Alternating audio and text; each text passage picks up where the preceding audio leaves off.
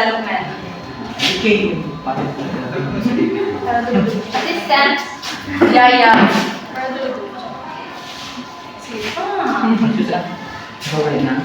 So introduction, who can read? Please be off. The curriculum is a standards-based sequence of planned experiences where students practice and achieve proficiency in content and applied learning skills. A good curriculum plays an important role in forging lifelong learning competences, social attitudes, and skills such as tolerance and discipline, peaceful conflict management, promotion and respect of human rights, gender equality, and social justice. In this lesson, we will learn about forces that drive curriculum change and discuss the curricula that exist in the school and how the curriculum is implemented. So when we say curriculum, so the simplest explanation sa curriculum. So these are the things that taught in school. Like for example, these are the lessons, the activities, basta mga lesson nga ginatudlo sa mga teachers sa aton, or the academic content that are taught in school. These are the curriculum. So it is very important sa schools. Kaya this serves as the guide of the teachers sa kung ano ang dapat nila nga itudlo sa estudyante, sa kung ano ang mga knowledge kag mga skills na dapat nila i-input sa ila estudyante to be better individuals sa future. So today, we are going to discuss what is curriculum, who implements the curriculum, so the forces that drives the curriculum to change, the different curricula that exist and the different curricula that exist in schools. So before starting our discussion, our main discussion, let us first read the objectives. So please, labanon. Objectives. After completing the lesson, we students must have defined curriculum, identify and discuss factors and or categories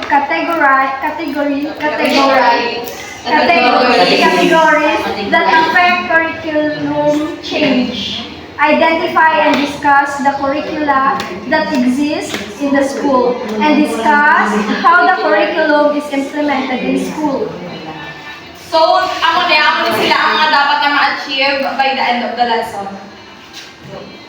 So what is a curriculum? So ano gid bala ang curriculum? As what I have said earlier, so curriculum, so these are the activities, ang mga lessons, basta tanan nga academic content nga ang arang eskwelahan. So amo niya ang nag-serve na guide sa mga teachers sa kung ano ang mga activities nga dapat ihatag sa estudyante. Kay balaan mo, kada eskwelahan, kada year level, like elementary, may lain na silang curriculum. High school, may lain, college, may ara. Kaya balaan mo, kada estudyante or kada mga like eskwelahan or level, sa imong gina-eskwelahan, syempre may ara nga lain-lain nga curriculum because lain-lain ang needs natin ng mga estudyante. Lain-lain ang mga skills nga dapat natin ma-develop. So ang curriculum, again, so amo na ang mga activities or ang mga academic content that are taught in school para nga ma-forge or ma-mold ang mga estudyante to be better. So, what is the importance of curriculum in a school? So, like, hambak na kanina, naka-mention ko na, so curriculum is very important sa tanan ng eskwelahan. Kaya with this, with the help of curriculum, may guide ang mga teachers, kagang mga professors, may guide ang mga teachers, kagang mga professors kung ano ang mga dapat nila itudlo sa estudyante, kung ano ang mga skills nga dapat ma-develop sa isa ka estudyante, kung ano ang mga values nga dapat nila ma-input sa ila estudyante para nga maging better individual sila sa future. Kaya ang mga itudlo ina is magamit na nila sa future nila.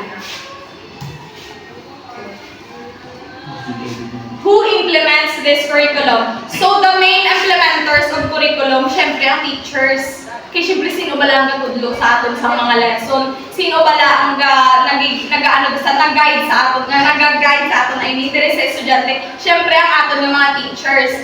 Pero hindi lang ang teachers ang implementers ng curriculum. Kaya ang students, syempre also the parents of students are also involved sa implementation sa curriculum. Kaya syempre, Like for example, if teacher lang, paano ma-achieve ang goal nga like ng sang eskwelahan to ano para maka-create sila sa mga better individuals kung wala sang estudyante.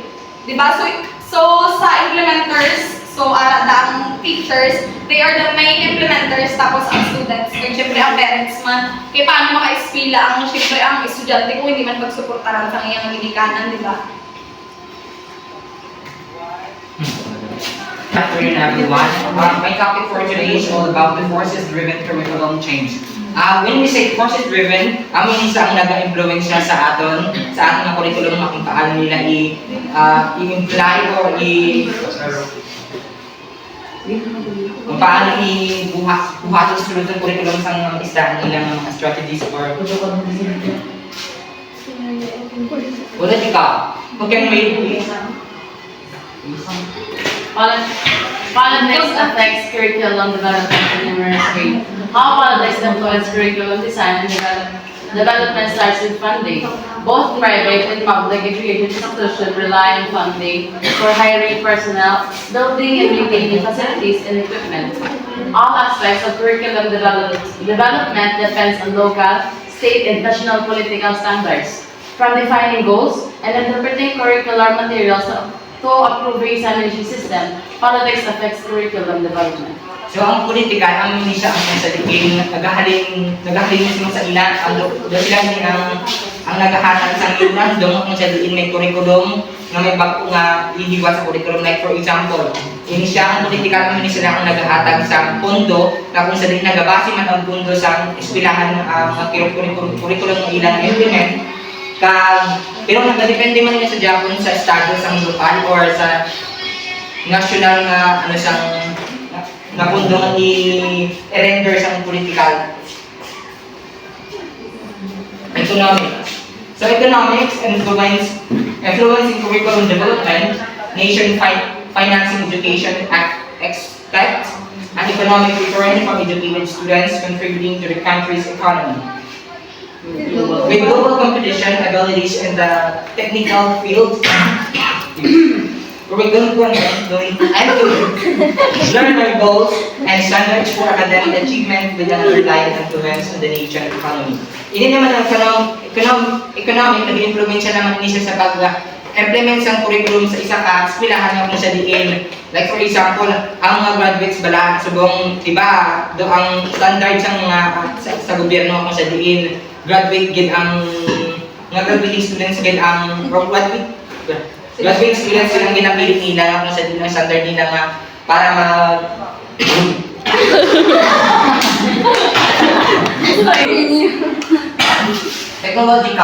Technological driven curriculum development is the norm of the 21st century. The computer technology of the 21st century influences curriculum development at every level of learning. Learning centers and classrooms increasingly provide computers as requisite interaction for studies among students. Technological and multimedia use influences educational goals and learning experiences among students. Ang isa nga sa bunga kung sa diin daw, ang pagklase ng students sa classroom, doon nagdepende na nasa sa visual aids which is lugar na sa mga technological, mga computers, mga PowerPoint, projectors, kung sa diin doon nahapos na lang ang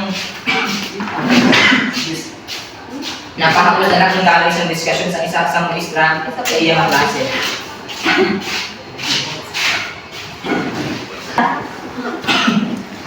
Diversity. Curriculum development effect from diversity opens learning opportunities.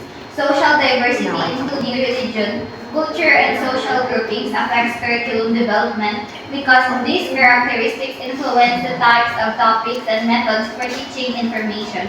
Developing a relevant curriculum takes into account society's expectations, accommodating group traditions, and promoting equality. Ang diversity naman niya nag-influensya naman niya siya sa sulod sa isa ka curriculum kung sa diin may ara pala ng mga method or theories na ginagamit ang mga maestra para nga equal na pagtamod sa mga kabataan. Like for example, sa isa sa aton may cultural diversity or differences na diri ang siya kung sa diin para ma-promote ang equality. Wala sing lamang isa kundi equal ang isa even though lang ang ating religion paniniwala so can we please The psychology of learning theories affect curriculum development. Both child and adult learning theories within the psychology field influence curriculum understanding. The psychology behind learning theories implemented in curriculum development maximizes learning with content, delivering interactive activities and experiences initiated at the most opportune teaching moment. Hindi naman siya, di ba? Pero may kalimutan mga klase kita sa ating mga isobenias, like for example, may ginabasihan din sa mga theories na kung sa hindi bigyan may basihan siya kung sa diin pinarelate niya ang mga nagkakatabo din sa atin. Like for example, sa language acquisition natin, kung sa diin may basihan din talaga nga sentido din nga basihan nga hindi din malain ang information or ang mga nagkakatabo sa una natin sa subong. Does it? Environmental issues affect curriculum development, world awareness, and action towards and healthy environmental practices. Higher education in the sciences offer environmentally focused degrees. Hindi naman siyang environment which is yung nagtataw kita ba sa mga nagkakatabo sa ating palibot kung sa implement sa ating school or sa school, sa mga teachers or sa ating administrator nga kung sa diin ang nagpakisama kita ba na kung anong nagkakatabo kami sa ating palibot. Like for example, kung kaisawa kita sa klase, may memorandum, it's because may sakuna. Tapos kung sa environment naman niya, mga pabulit naman niya, may tree plantings naman kita ng nagkakatabo, nagkamoy na sa mga activities, mga kung sa diin nag-implant, ginagamit natin sa ating susunod sa eskwelahan, dali sa atin. Thank you. We're going to talk about this author, which is part of the curriculum change, which is actually the major person who implemented curriculum change. So that's John D. McNeil.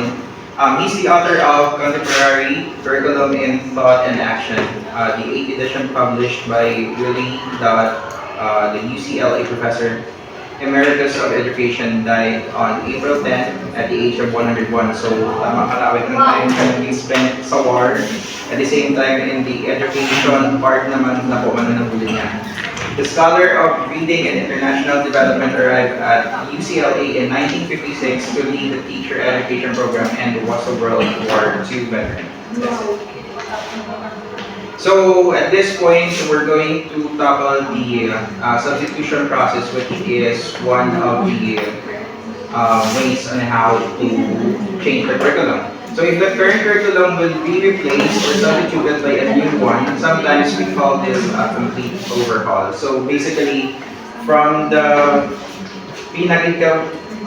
process niya, for example, step 1 is to apply reporting like that.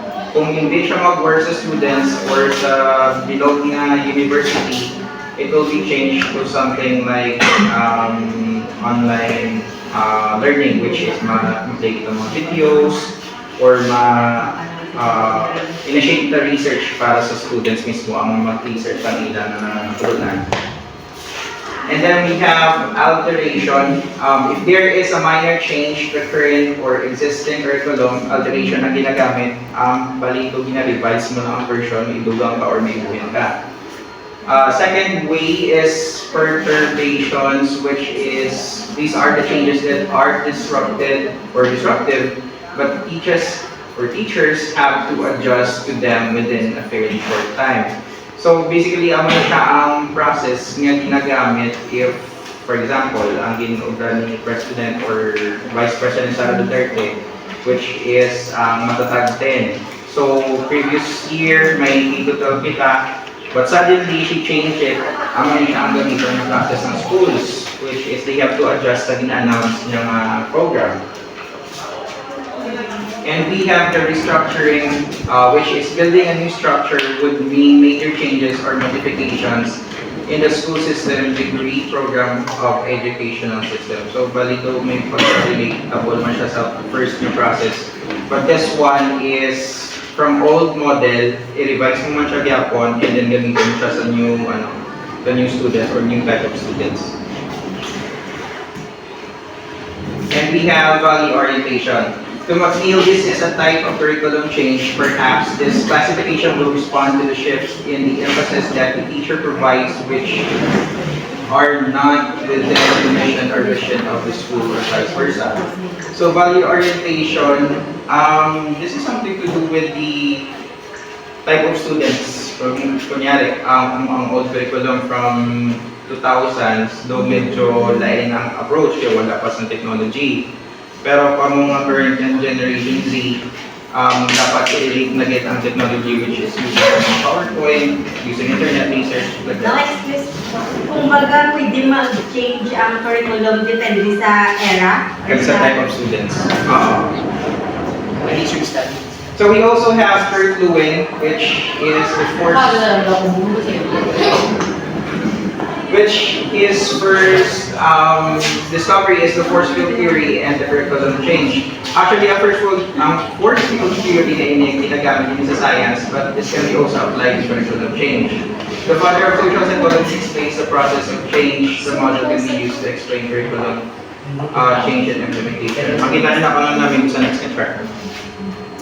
In the educational landscape, he stated that there are always two forces that oppose each other, and there are the driving force and restraining force. Ang driving force, amo na siya ang mga bodies or elements na ma-push through some curriculum change. And then, ang restraining force naman niya, kamo na lang nag-prevent hindrances. It evaluates the next impact of all forces that influence change. Driving forces are all forces that promote change. Change will not occur when either the driving forces and the restraining forces are equal, or the restraining forces are stronger than the driving forces. For change to be possible, the driving forces must overcome the restraining forces. Na dapat kung, for example, mas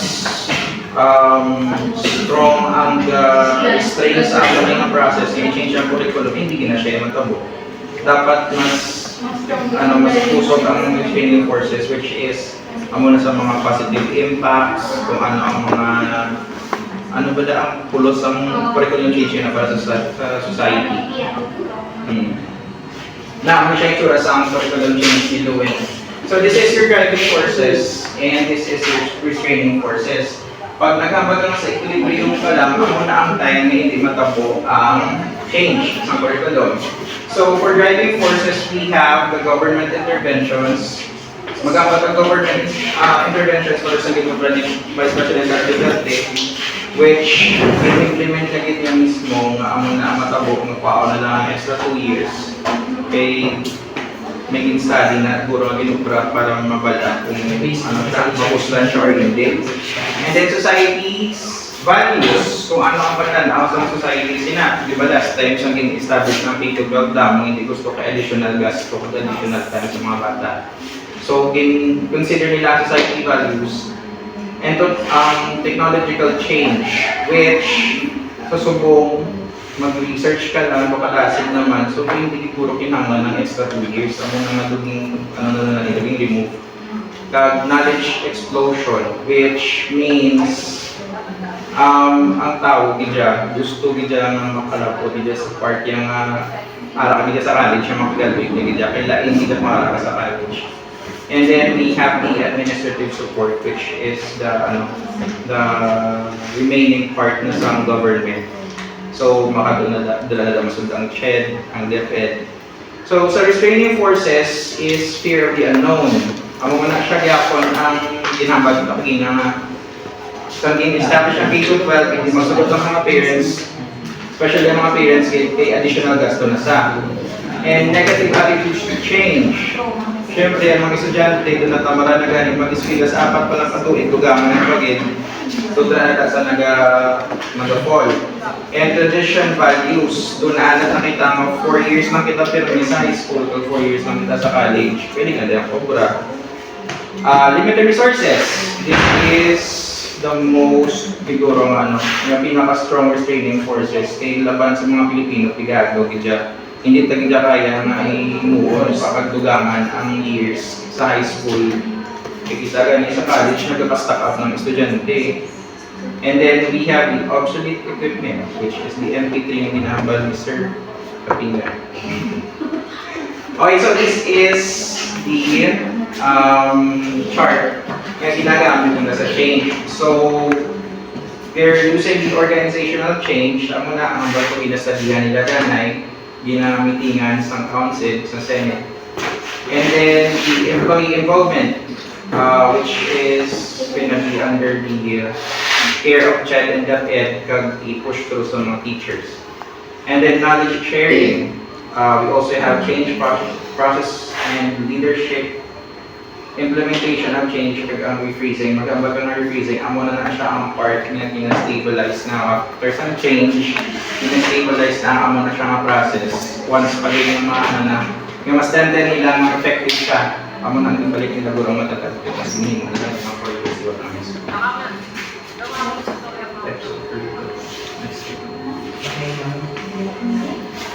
So written curriculum appear is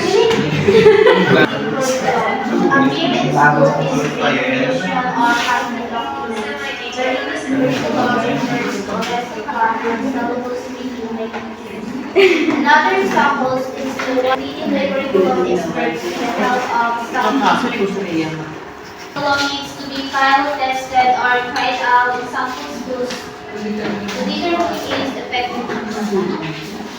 So first example that is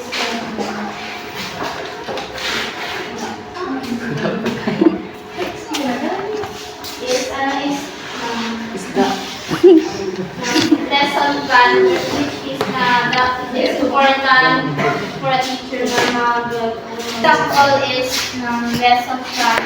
It is important for a teacher's mga sa lesson plan para ma-details niya ang kung ano ang mga activities kag mga strategies niya kag pila ka hours niya na napatuto niya. And another one is another example is hindi lang teachers ang mahimo sa curriculum also with the help of experts na with all knowing sa sila ang mga subjects. And ang changing of curriculum is ang all curriculum is gina-change sa curriculum para is gina-change para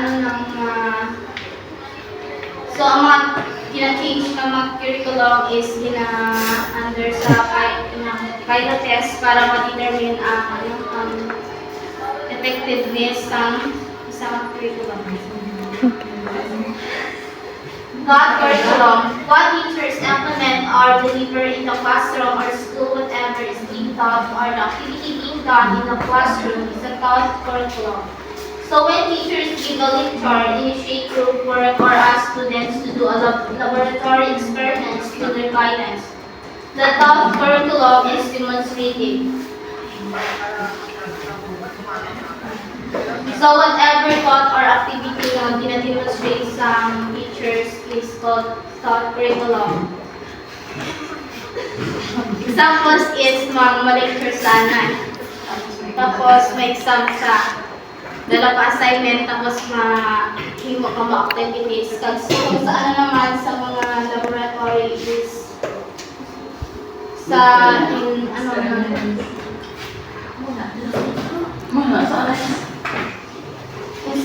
sa mga science na subject ga katsa kami sa laboratory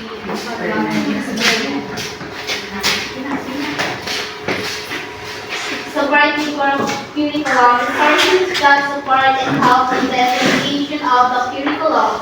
The supporting curriculum is the curriculum supported by available resources. Such resources include both human, teachers, as well as physical, such as textbooks, workbooks, audiovisual aids, teacher guides, grounds, buildings, library books, and laboratory equipment. These are all elements of the supporting curriculum. So as a teacher, dapat ikaw ang maging resources or visual aids kung hindi available ang mga textbook, workbook, sa isang classroom. So ang grounds is supported curriculum na because amo na ginagamitan mag school activities kundi sa mag and library books kung may research ang isa ka student is magamit ang library books. And mga laboratory equipment example is kung mag ICT nga kung high school ang mag ICT Computer lab. assist curriculum. That which is tested and evaluated. The curriculum that is reflected by the assessment or evaluation of the learners is called the assessed curriculum. This includes both formative and summative evaluations of learners conducted by teachers, schools, or external organizations.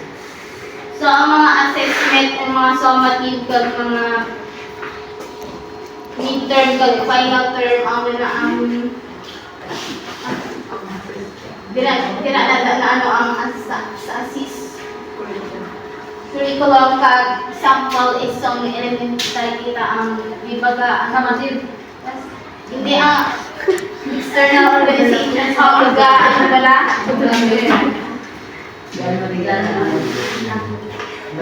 Sa grade 6 is ng may tapos kung sa grade 10 naman may okay na.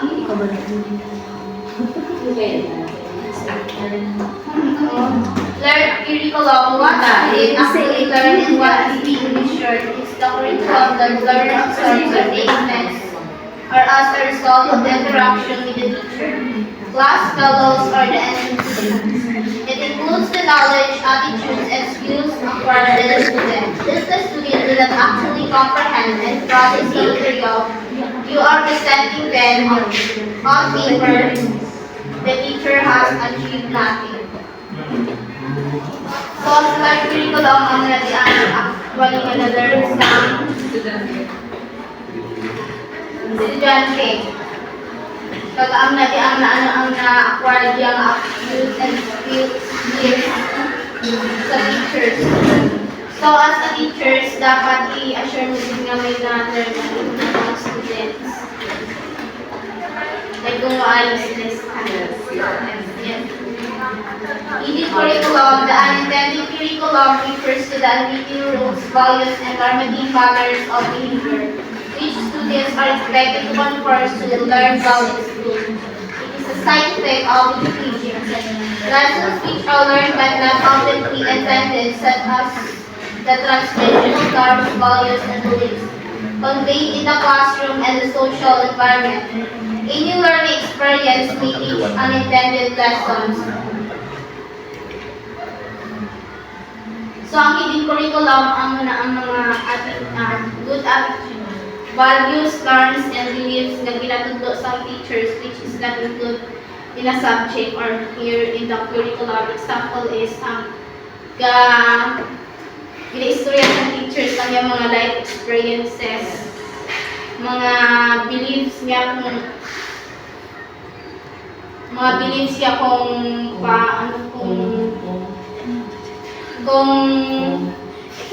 For example, bilog sa Sardinas, mag-istorya sa sato, tapos may mga lesson pa ba lang nakakuha through sa iyang mga life experiences, which is magamit naman sa atong nakabuhay.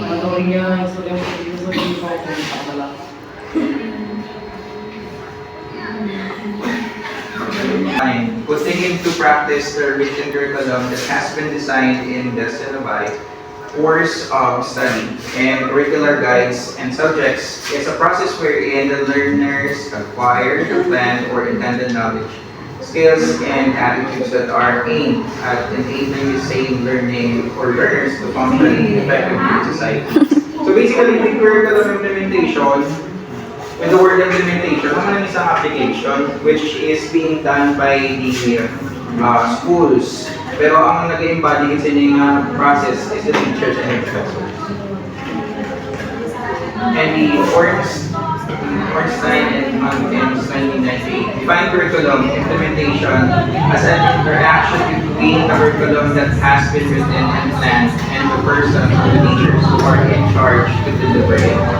So this is okay. So this is something to do with how the teacher will understand and relate the information sa curriculum. So dapat kung ano ang ara sa curriculum, amo ginaya dapat ang pagkaintindi mo sa teacher kag amo man ang send ang message sa mga students. To the curriculum implementation implies the following. First is the shift from what is the current to a new or enhanced curriculum. Second is to change the knowledge, actions, attitudes of the person involved. Third is to change behavior using new strategies and resources. And last is the change requires effort, hence goals should be achievable. So basically, this is something to do na sa quality sa student na mabutan sa college or sa school nga na. Dapat, first pa lang sa school nga may mission the vision, ang quality student nga mabuyan nila, makadto sa job opportunities nga ina, mahimo na sila ng quality workers.